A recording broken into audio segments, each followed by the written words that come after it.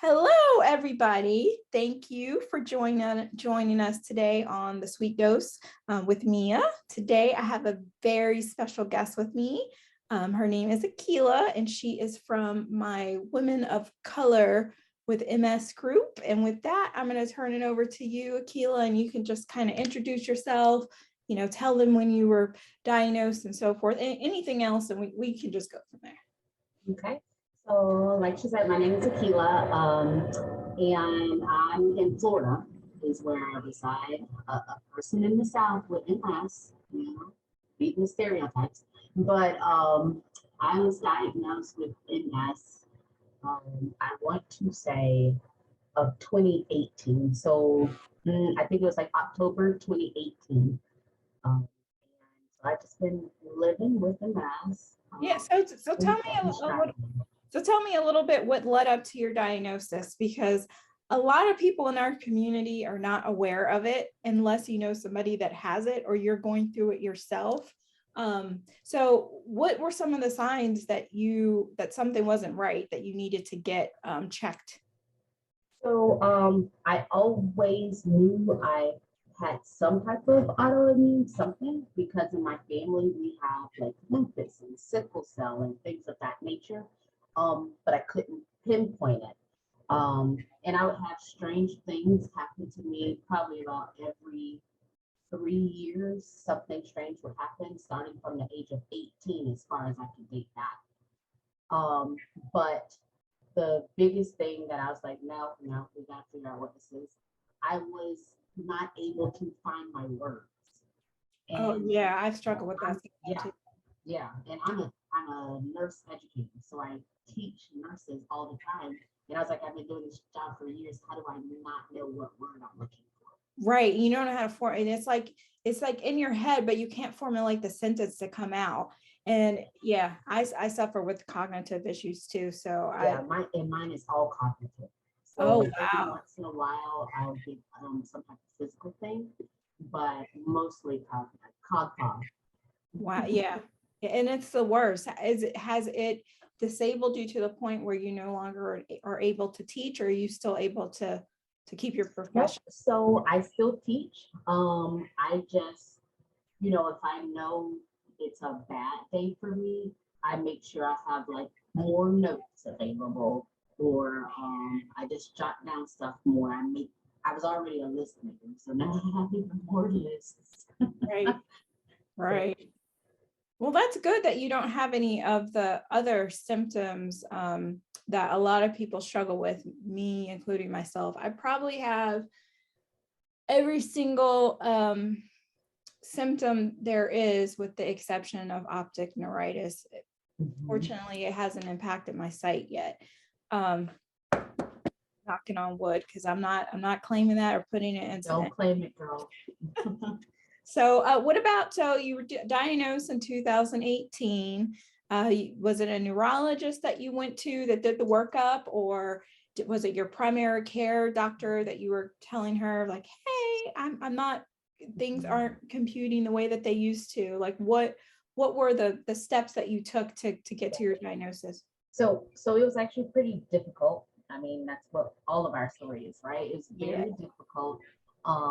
I'm thankful that I had a primary care doctor, who she was very like understanding, and she didn't blink an eye at a referral. So I only had one appointment with her. She put in a referral to neurology. When I got to neurology, they're the gatekeepers. They're the gatekeepers. Yeah. And it took me about 6 months to convince him that something was wrong with me. Yeah, it literally took 6 months. And see, and that's what pisses me off is that's how a lot of these doctors are. And that's why I tell people, if something isn't right, advocate for yourself. You go to, if this doctor isn't giving you the attention that you need, then you go to another one. And especially in our community with women of color, not just Black women, but Hispanic women, Indian women, they put us into this category because we're always right, the strong woman. Oh, you're strong, you're really not going through pain. They consider it to be a white woman's disease. So they're like, oh no, that's not. Right. And That was the first thing I heard. right. So that's And so I was like, no. like, yeah, so that's why I felt like I needed to have some sort of platform to give women of color a face to Right. this horrible disease, because like I said, too often in our community, it's not something that's discussed. Drink a ginger ale, you'll be all right. You just need to take a nap and you just need to sleep more. It's anemia. Yeah. That was what mine was covered up by forever. Anemia. And I was like, no, this ain't anemia, bro. Well, yeah, your girl, it's your iron, girl. You need to, Yeah, that's what they always say. I was like, no, it ain't my iron this time. and it's just, yeah. So that's why, this platform, I want it to be a community where it gives us a voice, and also people that may be struggling with issues, whether it be cognitive, balance issues, gait issues, see, I lost my daggone word. Girl, I feel you. I feel you. The foot drop, the foot drop, the leg. Sometimes the nerve stuff here. Yeah, almost like you get the paralysis. I don't have that either. Knock on wood. But yeah, there's so many different symptoms, and MS is a different animal to everybody, right? So how it affects you and how it affects me is totally different. With your MRIs, is there, do you have any lesions that they were able to detect in order to come to your diagnosis? So I never ever had any, like, I don't know, like spot on, like, oh my gosh, that's a lesion that they can tell. What I definitely had was the gray matter in those areas that are problematic. The gray matter, right? And once I did talk my neurologist into, like, I mean, I'm medical, so I say all the right medical stuff, and it still took me 6 months, But once That's ridiculous. I know. Imagine people that don't have the voice. Who don't know how to, yes. And that's right. And so I do the same thing you're doing. Like, I try to educate people, because I'm like, no, we can do this. I was like, if I need to go with you, we can do this. Right. Yeah. And it's not a death sentence. When people were diagnosed, 20, 30 years ago, they didn't have the MS drugs that they have on the market now to help. So I personally, I am on a DMT because my form of MS is very aggressive. By the time they found it, I already had a lesion on every single vertebrae of my thoracic spine, 7 on my cervical, and 2 on my brain, and the gray matter that you talked about a little bit. So I am on Tysabri, and it seems to be stabilizing where I'm at currently. So are you on any medication or monthly? So right now I take Ocrevus. Oh, so you're on what is that, every 6 months, right? And I chose that one because I had not had a child, and I knew that was a goal for me, because I was diagnosed when I was 28, 29. And so, when I was this close to getting pregnant, I was like, no, please just let me try one time without anything. Right. And so I absolutely went a year and a half before I even did my first dose. But Ocrevus is what I do. And it gives you that gap to still try to get pregnant. Right. Have you experienced any adverse reactions with it, or? I know some people break out in hives, or they have. So I was gonna say, every single time I get reactions. Oh man! I always feel so bad for the poor nurses at the infusion center, because they have to do a whole event log thing, and I say, I'm so sorry. My very last one though, I did not have a reaction. I was so happy. Good. But, yeah. They don't give you Benadryl or something before you start? I get it all. And you still had a reaction? And I still have a reaction every single time. Oh man. Even when I had the half dose. Yes. Yeah. Oh man. Oh. Yeah. Oh, well, I mean, it's kind of like the thing that you go through to make sure that you stay at a that you stay stable. So, It doesn't bother me that much. It bothers everybody else. I was like, ah, my throat closes.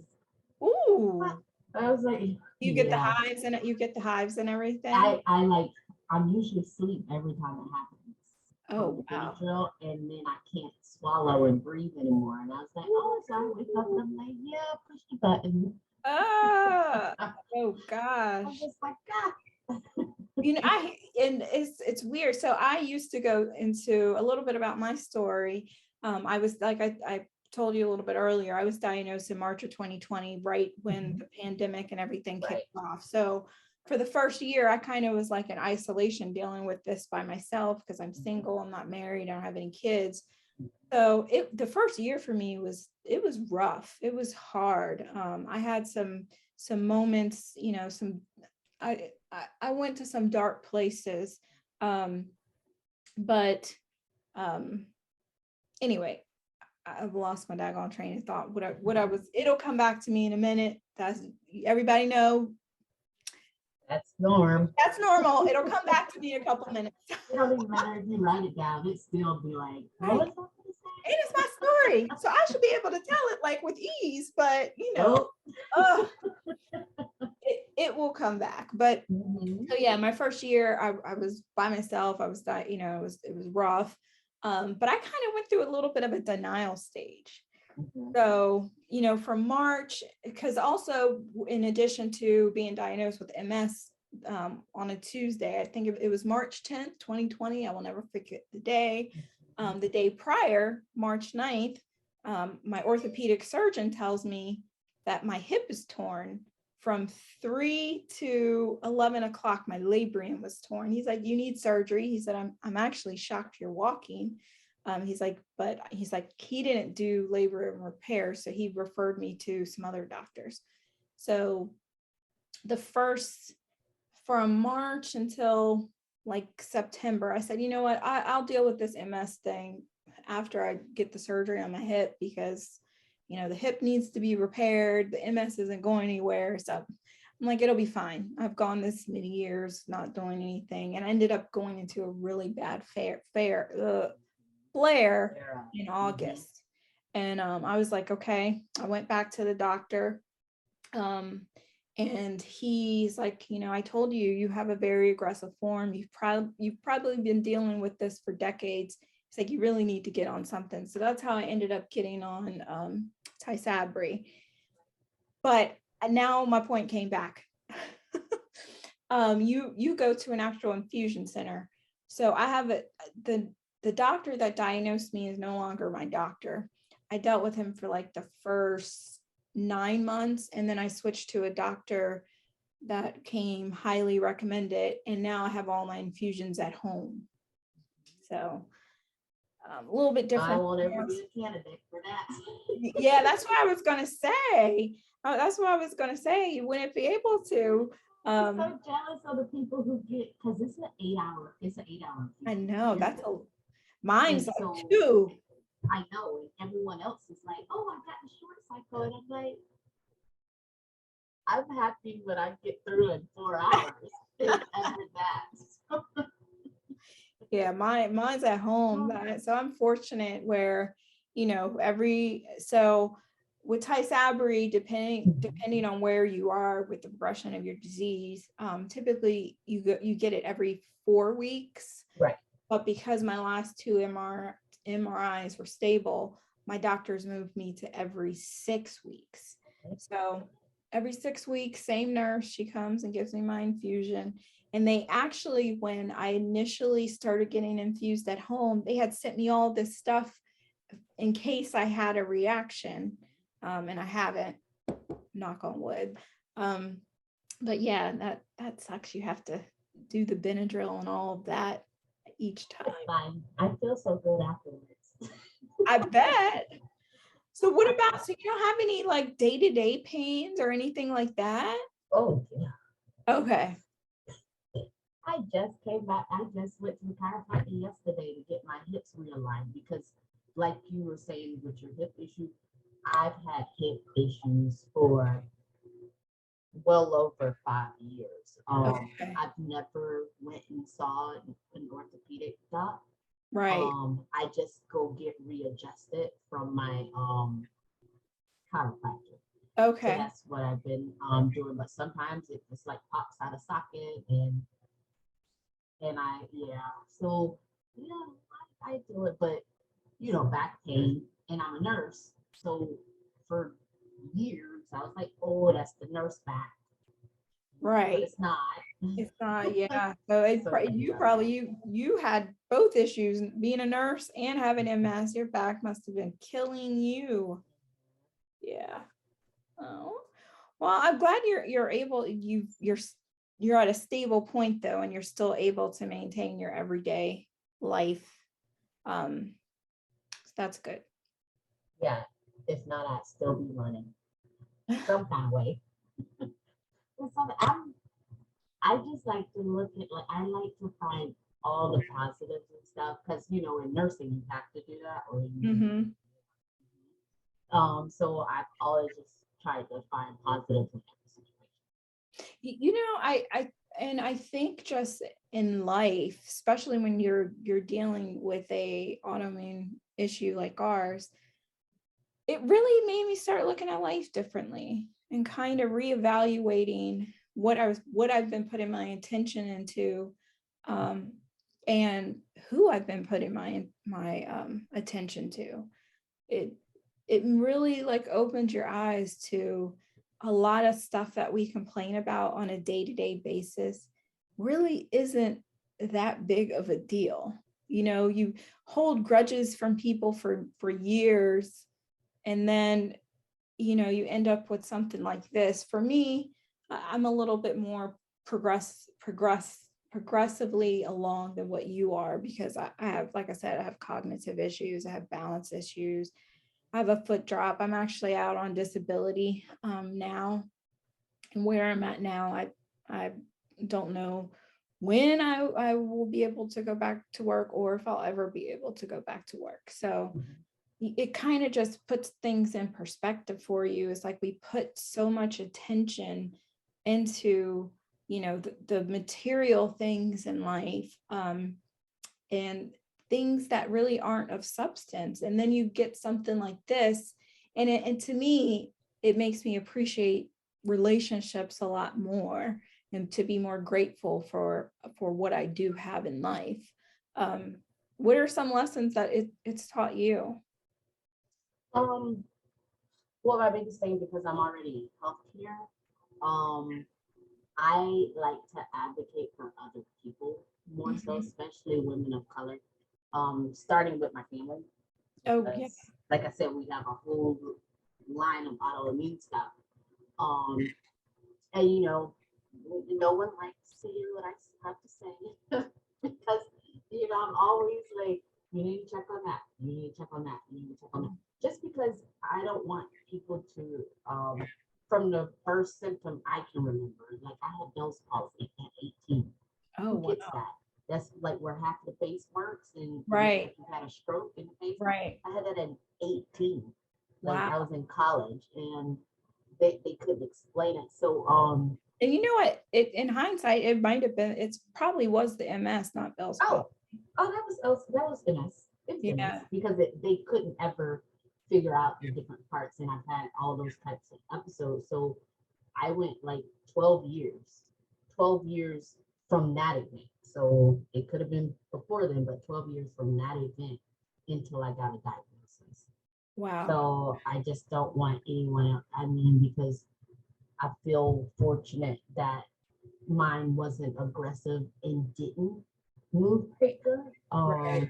But I said for the next person, it may not be like that. Ladies get diagnosed. I don't want them to have this, but I have been helping them on that journey. So probably about 4 ladies in the past year that I've helped, because I think it's a ton of us.